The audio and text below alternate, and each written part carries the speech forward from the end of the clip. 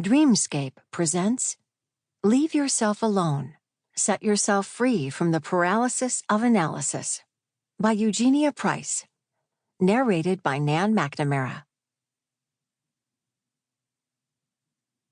For Francis Pitts. Transact business on the grounds of the redemption, and then leave yourself resolutely alone. Oswald Chambers. Preface. When I first wrote this book, some 15 years ago, self-help books were beginning to flood the market. Of course, we are to know ourselves. Even God's hands are tied with the self-deluded mind. But if reader reaction means anything, people were relieved to pick up a book called Leave Yourself Alone. This author, at least, was relieved to write as I have written in these pages. Do you recall when it was in to go with the wave? Actually, it still seems to be, and I've never found that an easy or even a plausible thing to do. Can anyone possibly imagine that Jesus, when he was living as we do on this earth, ever went with the wave? He was openly called a rebel because his life and his message were brand new, original, straight from the Creator God. Doesn't it make a lot more sense, since what gets our attention gets us to focus on him instead of ourselves?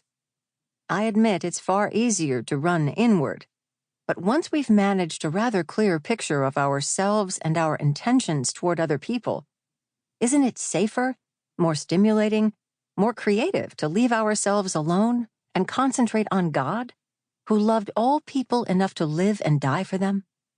Won't we speed up our learning process by studying God and not our precious selves? None of this demeans us. He finds us precious beyond the limits of our imaginings.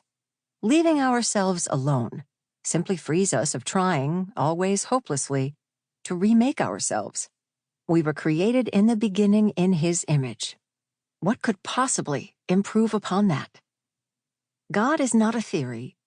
God is a person we can not only study, but the one guide who can bring us back to resemble His image, who can free us to be our best selves, not to labor at forcing ourselves to obey a batch of rules and regulations, but to live wholly, as He intended in the first place.